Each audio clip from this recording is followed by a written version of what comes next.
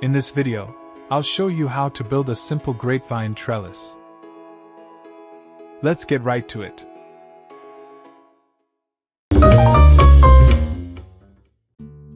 The trellis will be built up against this fence, using 2 fence posts. I'll start by measuring out 45-degree angles on the ends of each post.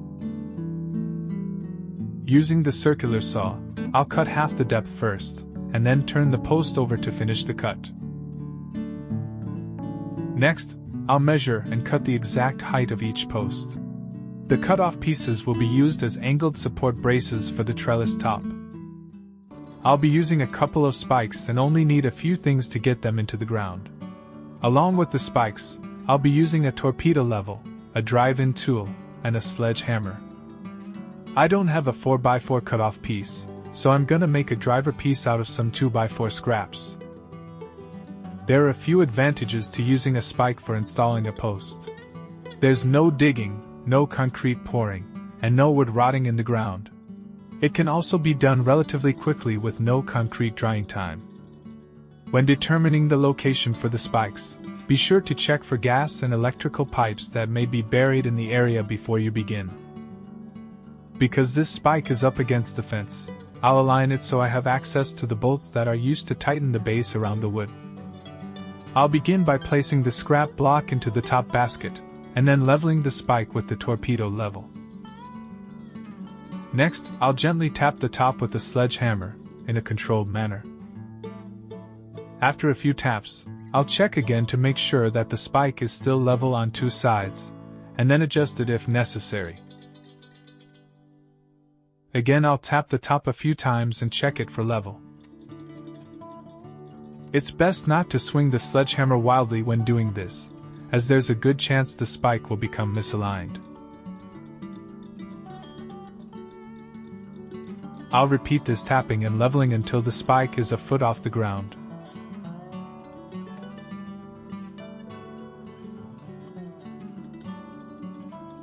At this point, it will be near impossible to realign the spike, so I'll hammer it in, trying to hit the top of the wood block on a flat angle, without too much rotational swinging in the handle.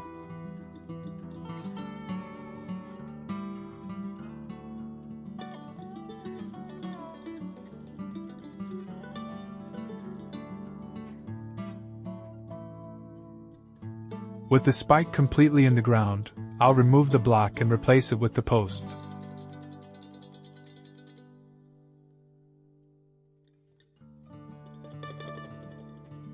I can now tighten the bolts at the base, first using a ratchet and then finishing up with a crescent wrench. As you tighten, the support basket will cinch up around the post. The metal may bend near the bolt holes, but this is normal, so nothing to worry about.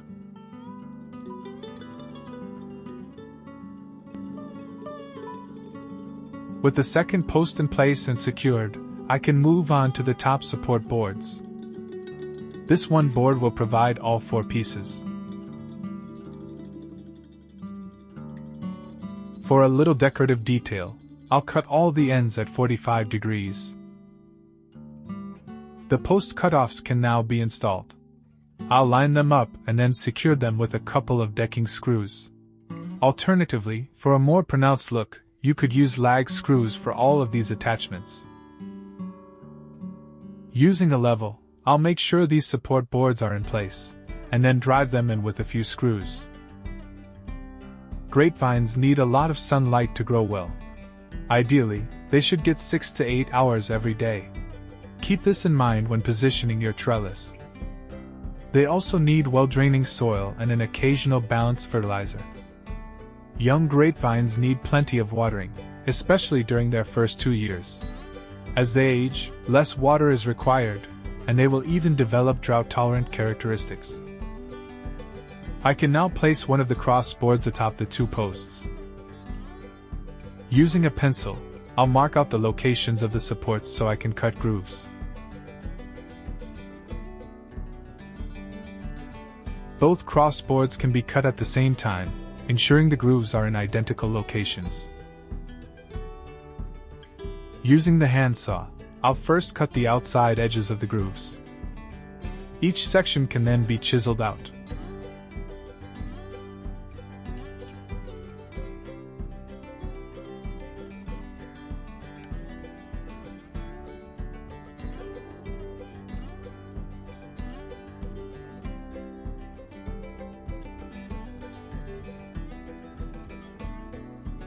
Like before, I'll continue with the 45-degree angles on both ends of each board.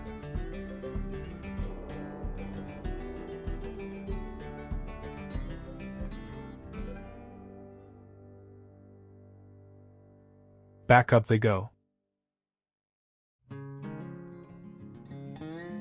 Some fine-tuning may be required to get them slotted in snugly. To attach them, I'll drive in 2 screws through the back.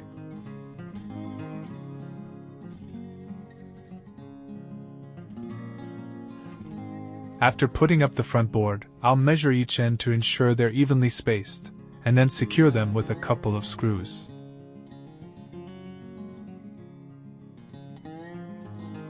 For the boards on top that'll be in direct contact with the grapevine, I'm using untreated 2x4s. I'll rip them down the middle on the table saw. Next, I'll measure out and cut this wood into 2-foot-long pieces. It's a good idea to use untreated wood for these boards, as we don't want any of the grapes coming in contact with any chemicals. I'll align one of the pieces on top of the crossboards, and mark out where I want the grooves cut. By lining up all the top pieces and securing them with a pipe clamp, I'll be able to transfer the measurements quickly and accurately. There are a couple of ways to remove the wood in the grooves. Like the crossboards, you can cut the ends of the grooves and then chisel out the middle sections.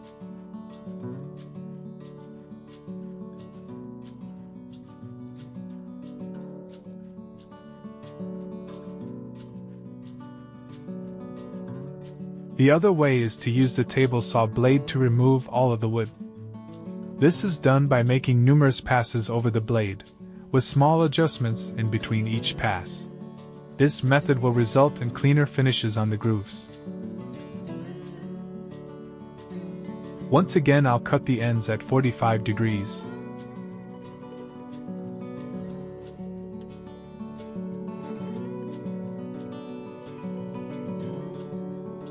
When installing them, be sure to measure the distance between them evenly.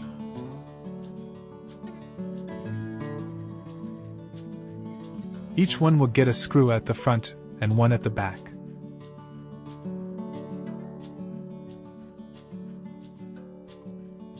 I've decided to cut the back of each support piece at 45 degrees for a nicer look. I'll be training the vine along 2 wire strands that'll make 4 layering surfaces. Each will be tightened using a turnbuckle. First, I'll pre-drill the holes in each post. 2 hooks will be twisted into the right post. On the left post, I'll put in 2 eye screws.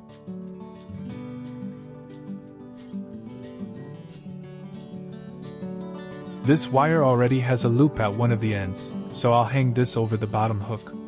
Then I'll run the wire through the bottom eye screw on the left post, followed by the top one. After hooking the turnbuckle in place, I'll first run the wire through a clamp, then through the turnbuckle, and finally back through the clamp.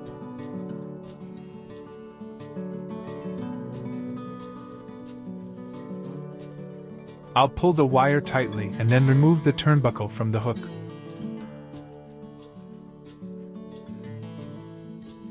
To secure the turnbuckle in place, I'll use a hammer to flatten the clamp around the wire.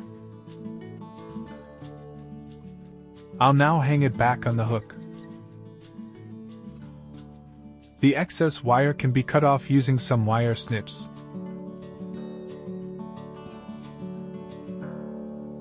By turning the inside part of the turnbuckle, the wire will tighten.